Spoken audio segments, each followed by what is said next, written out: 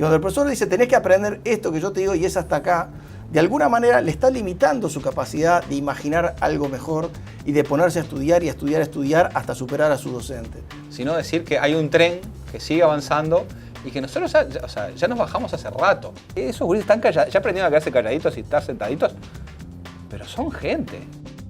Estamos hablando de la juventud, es víctima por todos lados. Si alguien acá es víctima, son ellos.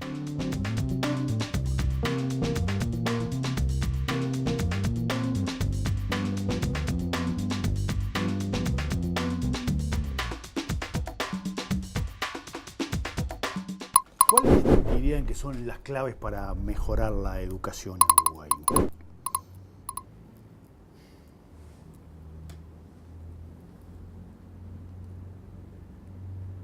A ver,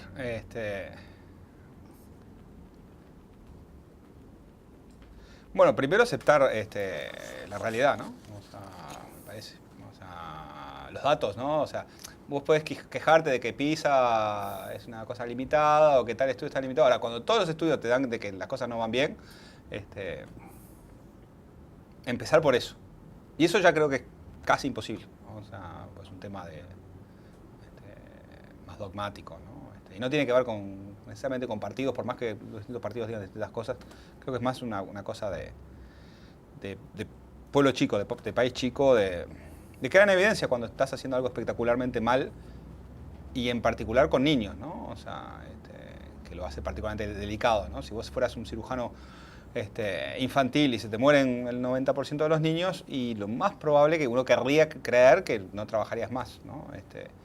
Bueno, cuando llevas esa educación, que quizás no es tan dramático, porque se mueren algunos años después, físicamente o espiritualmente, entonces primero empezar a aceptar de que hay problemas. O sea, es como la dieta, ¿no? Primero tenés que decir, estoy gordo. Y después yo creo que también que parte del error está en el diseño estructural de cómo organizás las cosas. Uh-huh. El cómo organizás, los incentivos que pones, eso condiciona las conductas de las personas. Partimos de la base que todos los docentes un día tuvieron una vocación por mejorar las vidas de los demás, se metieron a estudiar para ser docentes y empezaron con un ánimo bárbaro. Y después da la impresión que hay una estructura que les va condicionando sus decisiones y los va haciendo pobres en su capacidad de alentar al aprendizaje a sus alumnos. Entonces hay que entender qué parte de esa estructura que está armada es la que en su momento funcionó y hoy, al cambiar las condiciones, cambió.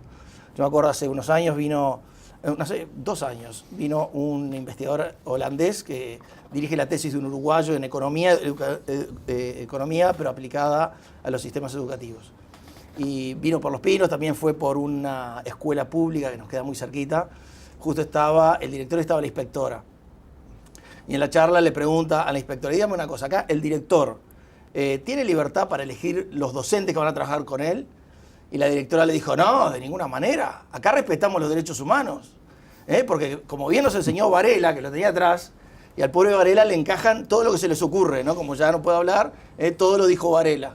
Digo, bien lo dijo Varela, lo que importa es la libertad, y ahí le aplicó toda una perorata que Varela no dijo, pero que en definitiva decía que la libertad del docente elegir donde quiere y no que sea el que organiza la educación, que es el director del establecimiento, el que puede organizar quién y cómo y de qué manera trabajar, ¿no? Y entre ellos cómo trabajar. Entonces este holandés, cuando después volvió a Los Pinos, nos dijo, a mí hay algo que me asombra mucho, porque en Holanda todo el sistema es público, primaria, secundaria, universidad, es todo público. Con lo cual en eso no nos van a decir algo, pero la base después para que las cosas funcionen es la autonomía que necesita el director para organizar su equipo. Porque si la educación queremos enseñar a los chicos a trabajar en equipo, es que el equipo docente debe trabajar en equipo. No puedes enseñar algo que tú mismo no vivís en tu trabajo. Y entonces, ¿cómo van a trabajar en equipo cuando las personas no las elijo yo ni prácticamente les puedo asignar yo la tarea? Entonces yo creo que hay que partir de que hay algún aspecto, y este parece ser uno fundamental, de cómo está organizada la educación, que limita mucho la capacidad de transformación de la vida de las personas. Sí, sobre eso que decís, vuelve un poco sobre lo que decía. Y te interrumpo porque decía una cosa más divertida todavía. Decía, a mí también lo que me asombra es que yo estudio modelos educativos, tengo identificado, decía él, unos 60 en el mundo, Me asombra cuando llego a un país, me dicen que hace 120 años que tienen el mejor sistema educativo del mundo y que no hay por qué cambiarlo. Cuando uno ve que hay 1000 maneras de organizar la educación y que alguien se haya quedado estaqueado en algo hace 120 años y sea intocable, realmente llama mucho la atención, ¿no? Entonces hablaba con un amigo y me decía, a mí no me gusta el helado de chocolate, pero 2 veces al año, cuando voy a una heladería, pido helado de chocolate. Y sigue teniendo el mismo gusto de siempre, sí. Digo, el chocolate sí igual. Lo que yo no sé si yo voy a seguir siendo el mismo, ¿no? Sí, el mundo ha cambiado bastante, pero volviendo a eso, hay un tema de adultez como sociedad, ¿no? O sea, por un lado, hay problemas graves con el sector supuestamente más querido y más, que es la infancia, pero como decía Paco Spínola, por la gente hay que hacer algo más que amarla, ¿no? Y después está el tema, yo entiendo, o sea, a todos, o sea, cuando uno está trabajando en un sistema que está complicado, entiendo que es complicado, ya sea los padres saber que la escuela que están mandando a los chiquillos no es ideal, los docentes que no están trabajando pero nosotros somos los adultos, entonces sí, capaz que quedamos en evidencia, pero todos están, o sea, es un problema global. Entonces, una vez una investigadora de educación de acá, que además tenemos muy buena relación, me dijo, pero Gonzalo, vos siempre estás diciendo cosas, vos tenés que ser más diplomático. Digo, como vos, dice, sí, porque yo no puedo decir a los padres las cosas, digo, pero tu estrategia la venimos usando desde hace 50 años y no funciona. Yo no sé si hay que decir las cosas así descarnadamente, tampoco funcionará, pero por lo menos eso no está funcionando. Entonces, tenemos problemas graves, o sea, de formación docente, y después hace falta, y eso yo creo que como sociedad, no sé si, sinceramente, o sea, suelo ser muy optimista, todo el mundo habla, ¿no?, de problemas de educación y de educar en valores, pero vos te empezás a preguntar qué quiere decir cada uno con eso y te pueden dar 1000 respuestas distintas, ¿no? Y somos una sociedad, la uruguaya del 2018, suficientemente madura como para tener una discusión de ese nivel intelectual, viendo el Parlamento y viendo ese tipo de cosas, o sea, como sociedad, ¿no? No sé, y hay que pensar además, que hablando de Varela, o sea, lo de Varela, tanto de Varela como el Plan Ceibal funcionaron porque fue un dedazo.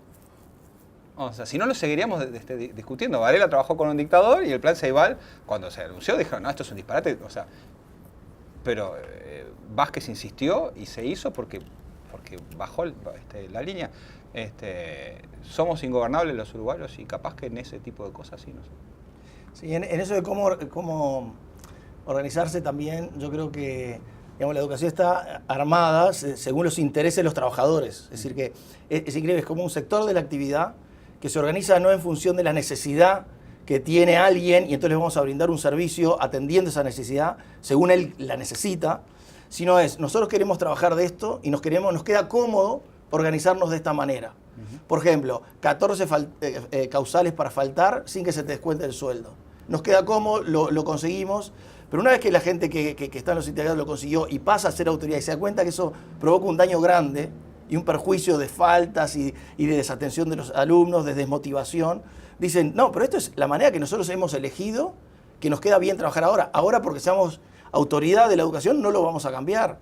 Entonces, eso a mí siempre me llamó la atención. ¿Cómo puedes pretender, si tu empresa de videojuegos se organizara según la comodidad de los que trabajan ahí y no según la necesidad de quienes van a usar el servicio? Claro, es que en un momento iba a haber una desconexión. ¿No? O sea, exactamente. Hay que buscar un equilibrio, pero no todo puede ser organizado para la comodidad del que trabaja. Tiene que también, sobre todo, ver qué le conviene al que recibe el servicio. En este caso, el educando. Si al educando le conviene que siempre tener profesores, ¿sí?, un sistema de elección de horas que haya que renovar todos los años, que hace que un montón de gurises se queden sin materias de liceo durante muchos meses, está claro que ahí hay algo que falla. Pero está bien, vos lo ponés a nivel de organización. Yo, o sea, lo mío, la gerencia y la política en el sentido de la polis, ¿no? Digo, no es tanto como, yo soy más la parte pedagógica, por lo menos técnicamente, que es como me siento más cómodo. Los países nórdicos tienen una relación con los niños bastante distinta a la nuestra, y eso es muy difícil de... yo a veces cuando lo digo suena raro, digo, no, hay un respeto hacia el niño. Bueno, pero acá se respeta a los niños, digo... los niños quizás no tengan tanto voto, pero tienen voz, se les escucha en serio. Voy a un ejemplo que uso a menudo. Hoy día en Uruguay, en la mayoría de los liceos, si vos ya sabés inglés y tenés clase de inglés, antes podías saltearte, pero ahora como estabas en el corredor y molestabas, te obligan a sentarte a escuchar The Pencil is Yellow.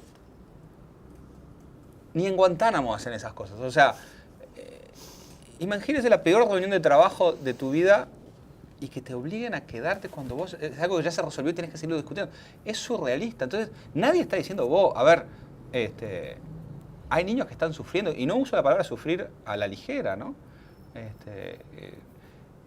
Creo que es la otra cara de la organización, ¿no? O sea, sí. Por un lado, hay temas logísticos demenciales, ¿no? Digo, que tenés que cambiar un baño, tenés que pasar por Montevideo, una cosa totalmente kafkiana. Pero después digo, hay gente, o sea, esos gurises están callados, ya aprendieron a quedarse calladitos y estar sentaditos, pero son gente. Si nosotros le hiciéramos eso a adultos, vamos presos lo más probable. O por lo menos no laburamos nunca más. Entonces, empezamos lo básico, digo, también son gente, capaz que suena muy demagógico, me chupa un huevo por usar un término técnico, tengo un doctorado, o sea, es verdad, o sea, y no es solo un problema de Uruguay, ese es el otro tema de pueblo chico, de tomarlo a nivel personal. Este es un problema en distintos grados global. Uruguay, por sus antecedentes, es particularmente grave que hayamos llegado a este nivel, pero es un problema global. ¿Y ustedes dirían que además de una crisis de educadores, como han planteado, también hay una crisis de los jóvenes? Mira, jamás, o sea, los humanos evolucionamos y seguimos siendo inteligentes. La culpa, estamos hablando de la juventud, es víctima por todos lados. Si alguien acá es víctima, son ellos. ¿Y Pablo cómo lo ves? 100% de acuerdo. Yo creo que si algo no funciona con los jóvenes es que no nos supimos adaptar a sus actuales necesidades. Nosotros lo hemos experimentado, tú lo viste bien, con el tema de educación por proyectos, el grado de motivación que tienen. Yo creo que nosotros estamos en este año con 3 grupos de liceo, debemos andar cerca del 90 y pico % de asistencia. Así que el grado de la educación por proyectos tiene otros problemas también, no todo es perfecto. Sí, tiene sus luces y sus sombras. La educación por proyectos te deja lagunas de conocimiento, cosas que no te interesaron, las estudiaste y no sabes nada. Y tenés que ver cómo que tampoco queden unas lagunas graves. Pero tiene esa capacidad de motivación que el chico, al estar haciendo algo que le gusta, lo hace con una pasión, una dedicación, un esfuerzo. Trabaja los fines de semana que nunca hubiera trabajado. Viene con fiebre. El otro día tuvimos que echar a uno que decíamos, no, pero vas a contagiar a alguien. Está claro que tenés una tremenda gripe, andate sobre todo por la salud de los demás. Y el chico quería seguir ahí. Entonces, vos ves ese grado de motivación en chicos que bajo otro esquema tal vez hubieran fracasado, y resulta que en un esquema de mucha libertad, donde trabajan en equipo, donde los profesores están para aportarle a lo que ellos necesiten para su proyecto, el grado de despegue es espectacular, de despegue, de concentración, de capacidad de trabajo. Todas cosas que se piensa que los jóvenes han perdido pues, o están distraídos pues no les interesa a lo que lo pusiste, lo que tú decías, de que lo pones a hacer algo que es absurdo de por sí. Que además yo creo que si nosotros recordamos bien, nuestra generación también lo padeció. Pero como que había una inercia todavía mayor que nos parecía que, bueno, aunque no nos gusta lo que estamos haciendo, aunque es espantoso, aunque no tiene sentido, ¿cuántas veces en nuestra generación dijimos, pero si lo que aprendo hoy, esto para repetir en un examen, al otro día me lo voy a olvidar? ¿Para qué insisten tanto en esta memoria a cumplir un expediente para que ellos hagan un tic si ya saben que al otro día me lo olvido? Entonces, ya nuestra generación lo padeció. Claro, cualquier persona mínimamente inteligente se da cuenta. Después, no olvidemos que la fuerza más poderosa del universo es la negación, ¿no? Bien. No es la gravedad ni nada de eso. Es bajar cabeza y hacer lo que te dicen que tienes que hacer. Cualquier persona mínimamente inteligente se da cuenta de que te están haciendo perder el tiempo. De la misma manera que un adulto se da cuenta cuando están haciendo perder el tiempo en una reunión, ¿no? O sea, de trabajo infumable. Exactamente. Y en cambio acá ves que como están creando algo nuevo, están haciendo algo donde ellos ponen originalidad, los otros saben que hay cero originalidad. Acá saben que hay pura originalidad. Hay un tema sobre el deseo, que es... Yo puedo obligar a alguien a que aprenda de la misma manera que puedo obligar a alguien que se enamore de otro. O sea, técnicamente capaz que puedo obligarlo. es terrible, ¿no? Digo, pero los comunistas no prometían pan para todo el mundo, prometían pan y rosas. ¿No? El pan era para girar, pan y rosas. Entonces, tenemos una Declaración de Derechos Humanos y del Niño, es donde se garantiza la educación. No, no, no. Educación con pasión. Educación atrapante, desafiante. No solo educación, porque si prometo solo educación, caemos víctimas de esto. Y si tuvieran que elegir un país que está haciendo bien las cosas, ¿cuál elegirían? Y depende de qué quiere hacer las cosas. O sea, para hacer bien las cosas para Uruguay no es lo mismo que hacer bien las cosas para otros.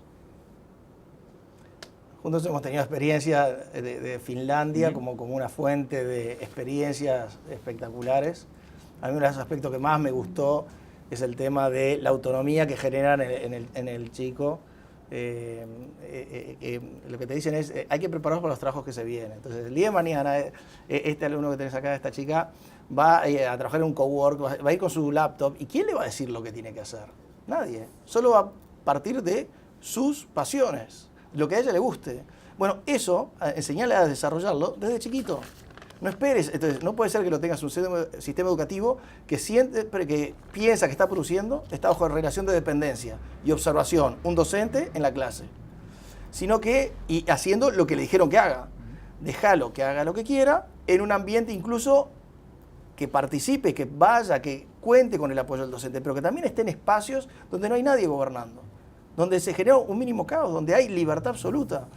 Me acuerdo que entré en una clase de una profesora de matemáticas, tenía 6 o 7, y el resto, y me dice, mira, tengo a unos por ahí dando vueltas por el edificio haciendo algunas cosas, y otros tengo afuera en la nieve. Fui en enero, frío de pelarse, y entonces en la nieve digo, y si están jugando en vez de estar haciendo matemática, y me dijo, ¿y qué importa? Lo que importa es que cuando vuelven, yo les voy a hacer un par de preguntas, y me voy a dar cuenta enseguida si trabajaron o jugaron. Y si jugaron, lo que voy a hablar con ellos es, ¿y por qué piensa que jugaron? ¿Quién lideró lo de jugar? Ah, vos, está. ¿Y vos por qué lo seguiste? Y si él o ella hubiera propuesto, ¿también lo hubiera seguido o no? Y lo que importa es que en ese momento aprenda cuándo es líder y cuándo es liderada. Cuándo lo lideran para una cosa y para una cosa sí, para otra cosa no. Y lo que importa es que ella, como persona, reflexione sobre cómo es como persona y trabajando en equipos. Porque eso es lo que va a hacer el día de mañana. Y si aprende a conocerse, sabrá el día de mañana cuando sabe que soy floja, cuando me propone tal tipo de persona, porque ya no es él o ella, después le enseño a abstraer y es tal tipo de personalidad, o cuando me proponen tal tipo de actividad, y saber que lo que es arduo a veces es mejor, y entonces no lo fácil, no aceptar siempre lo fácil, tal vez lo arduo me dé más felicidad, y la pasé mucho mejor que haciendo lo que me proponen fácil. Y lo que importa es que yo me dé cuenta cómo soy. Y eso me pareció fantástico, es decir, que lo que desarrolla son grados de autonomía de la persona y convencerse de cómo son ellos, cómo son trabajando con otros y que realmente se metan en aquello que realmente les apasiona. Porque el apasionamiento es un vector, es una fuerza, un motor muchísimo más fuerte que el deber.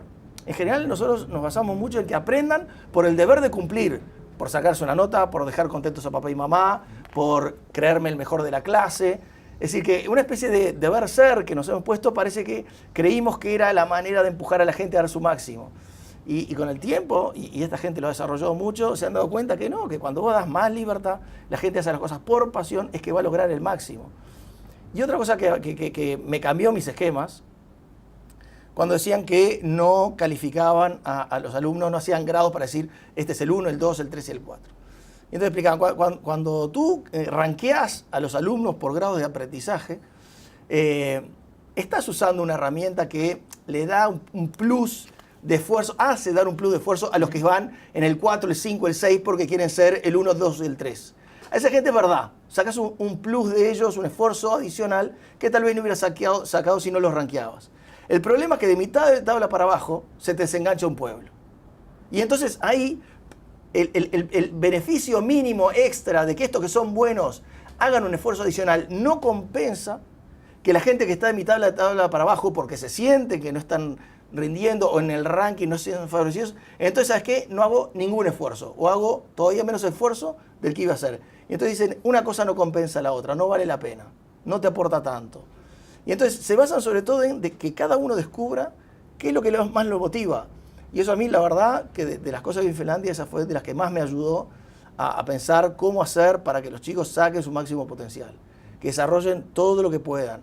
Que hasta uno que parece que no, que es distraído, que esto, que en tal tipo de asignatura o en con tal tipo de contenido se queda por debajo de la media, lo ves que en otras cosas despega, es líder.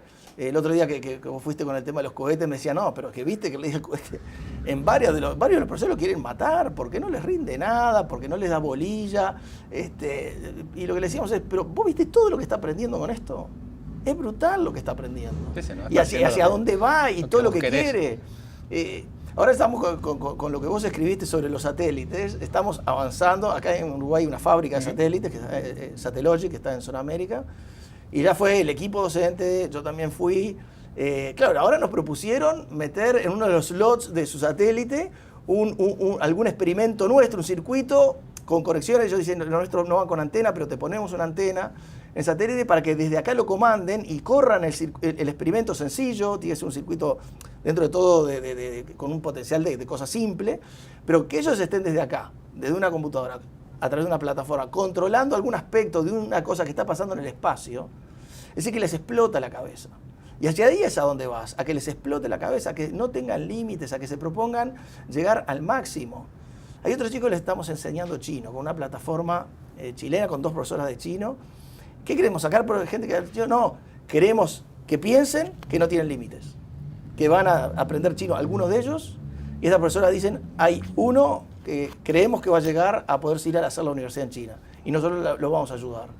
Con que haya uno de ellos que se esté candidateando y vaya avanzando hacia la posibilidad del día de mañana hacer su carrera en China, al resto le genera esa idea de lo podemos todo. Bueno, eso es eso es pecado decirlo acá. Es pecado decir que Suárez es mejor que todos nosotros juntos, cuando es evidente. Y que muchos gurises que están entrenando ahora quieren ser como Suárez. Entonces le hubiéramos dicho, no, Suárez, estás dejando en evidencia al resto de la gente, estás estigmatizando a los jugadores mediocres. No hagas, no juegues así. No, de las cosas que estuviste diciendo,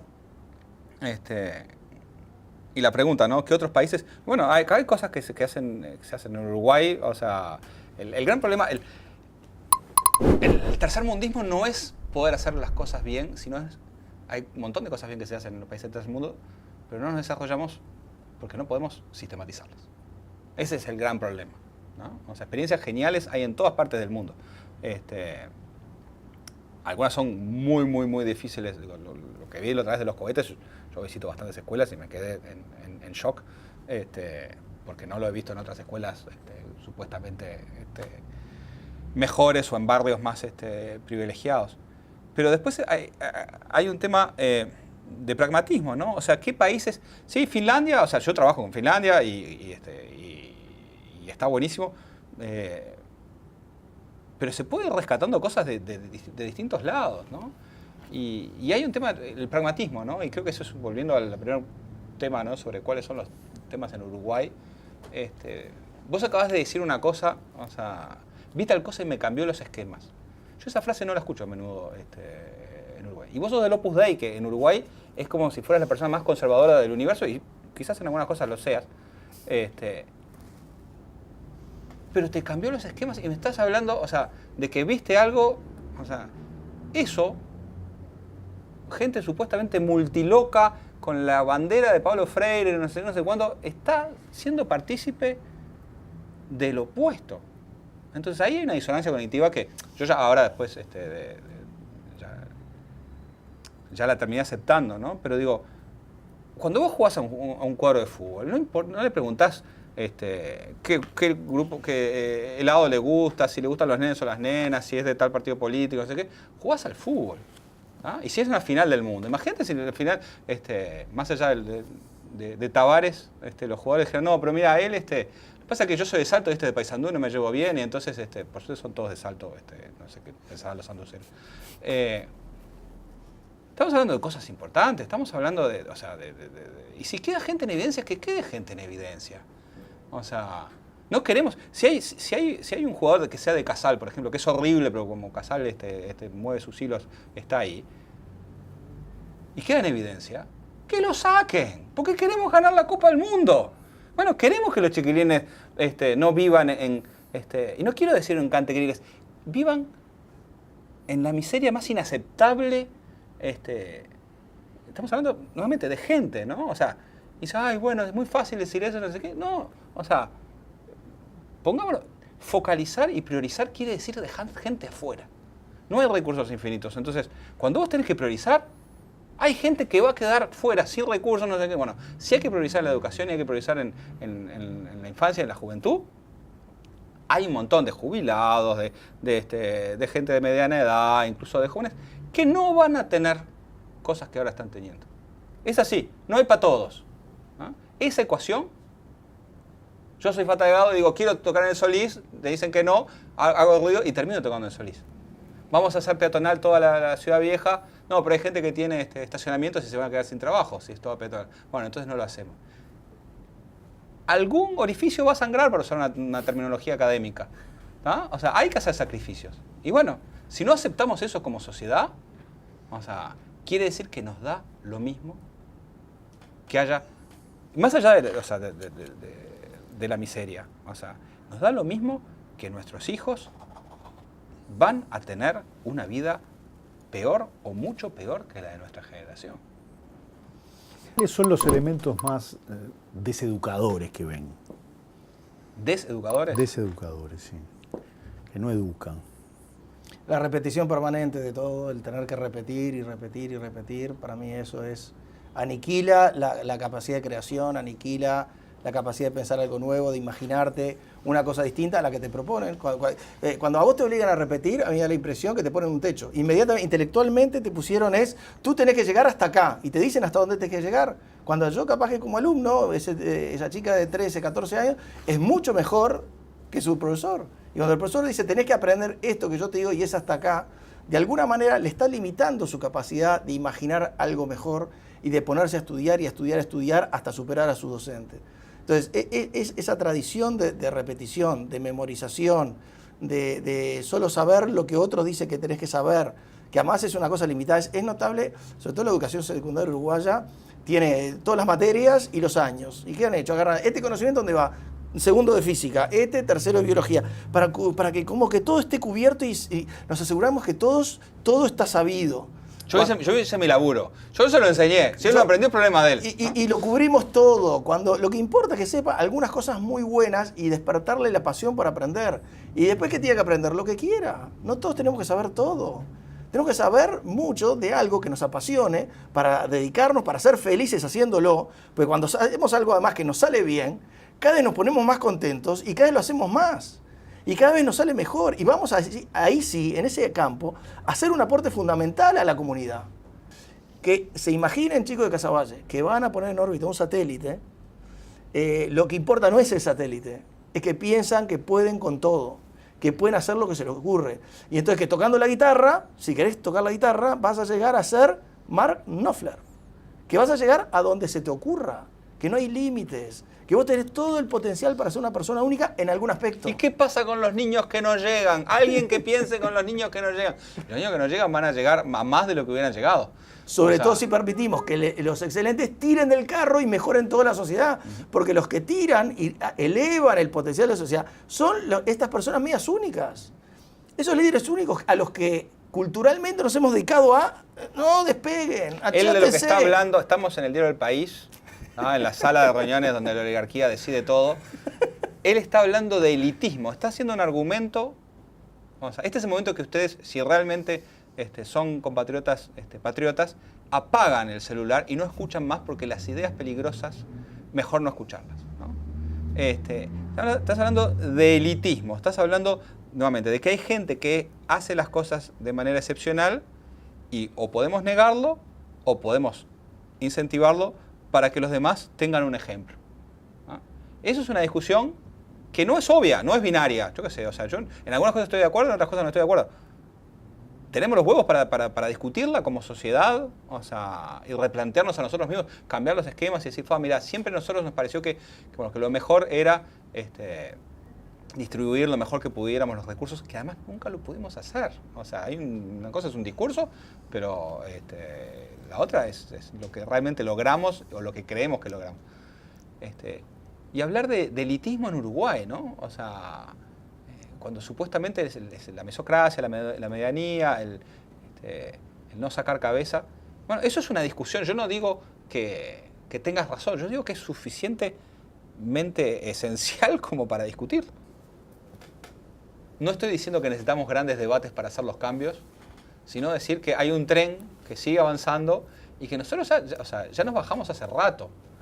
Y no hay manera simpática de decirlo. Yo no digo que tenemos que entrar en modo de pánico y asustarnos. O sea, sí, asustarnos sí, pero no en pánico. Vuelvo a decirlo y lo voy a repetir otra vez. O sea, nuestros hijos van a vivir peor o mucho peor que nosotros, que muchas cosas que nosotros damos por sentadas ahora no van a estar más. Vayan a Honduras, a Guatemala, a ver qué pasa cuando los países siguen empeorando. Si el consuelo es, y bueno, estamos mejor que los vecinos. Vayan ahí a ver qué es lo que pasa. El mundo ha cambiado radicalmente en los últimos 100, 200 años. ¿Cómo llegamos a dominar, y también va a destruir, pero a dominar el planeta? Evolucionamos en un mundo lleno de animales que nos querían comer, climas extremos, geografías jodidas. ¿Cómo hicimos? Asociamos la curiosidad con el placer. Los humanos innatamente nos da placer aprender cosas nuevas. Entonces, haber logrado crear un sistema educativo, que hablamos de la pasión, que destruye la pasión. Yo trabajo en matemáticas. Haber logrado que una cantidad inimaginable de jóvenes odien a las matemáticas es lo mismo que odien a la música.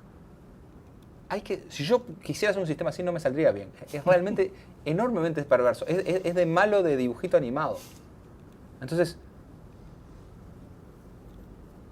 la solución es natural. Es volver a decir, bueno, ¿qué pasa si hago esto? Uy, salió mal. Bueno, hago otra cosa. Y rodeado de gente, así aprendió la humanidad toda la vida. No estoy diciendo que sea anárquico, no tengamos mal deseos, pero sí que sea más distribuido, que yo pueda aprender de que está al lado mío. Cuando yo empecé a hacer videojuegos en Uruguay, era el único. Me acuerdo de una entrevista, creo que fue El País, además me dijo, che, ¿no te preocupa ahora que está empezando a haber competencia? Y yo digo, yo quiero que vengan 600. Y cuando haya 600, yo quiero ser el mejor. Y quiero aprender de los otros, porque algo, o sea, si hay 600, o sea, y quiero después que trabajen conmigo, o trabajemos juntos para mí, o yo para, o sea, ese es el tema. Digo, si a Suárez le dicen, che, no te preocupa, no le dicen, no te preocupa este gurí Suárez, y sí, mejor lo mandamos a otro país para que no nos joda el plato, ¿no? Nuevamente, yo creo que no hay un tema técnico de soluciones de educación. Hay un tema, o sea, es como hacer terapia o hacer dieta. Es un tema personal como sociedad y mirarnos al espejo y decir, dejémonos o sea, aceptemos que hay cosas que están jodidas, ¿no? Muchas gracias a los dos.